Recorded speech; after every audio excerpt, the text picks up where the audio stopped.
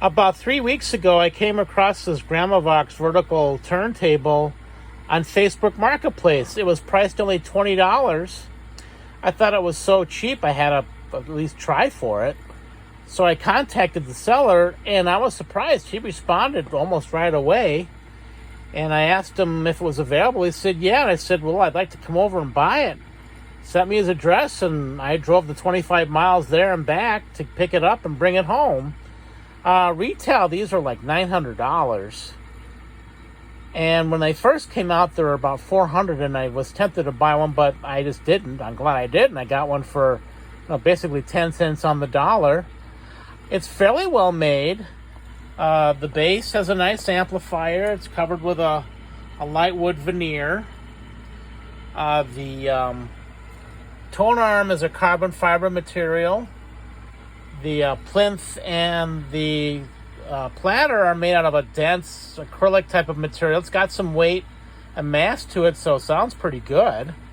It's got a pair of built-in speakers.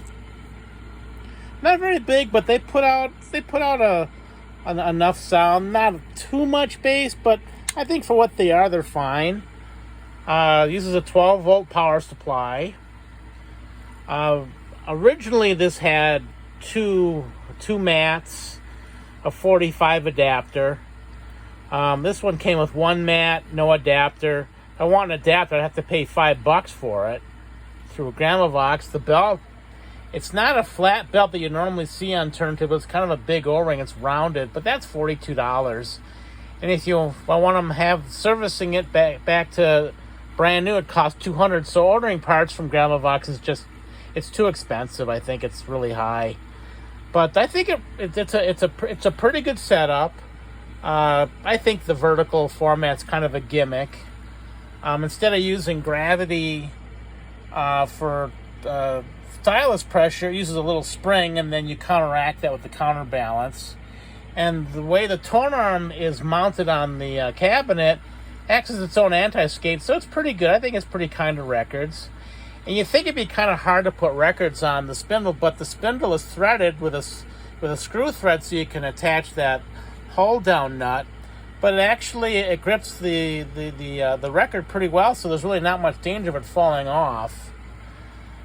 When it came with a different cartridge, and the stylus bar was completely broken out of the stylus, that piece of plastic.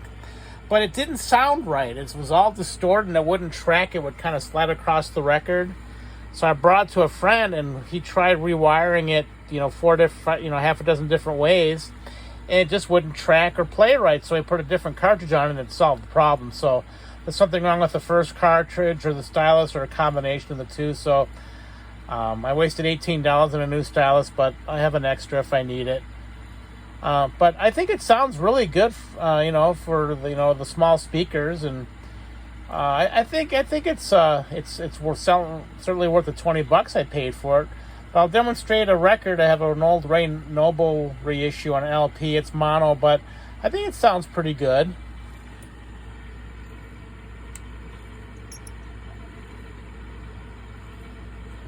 Cueing is pretty accurate.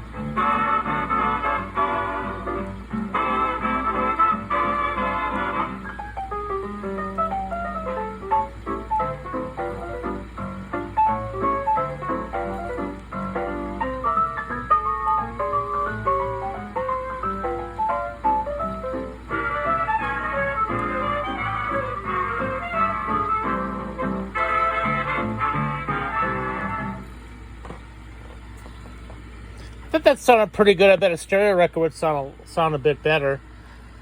But there you have it. There's a Gramovox vertical turntable. Let me know what you think. Thanks.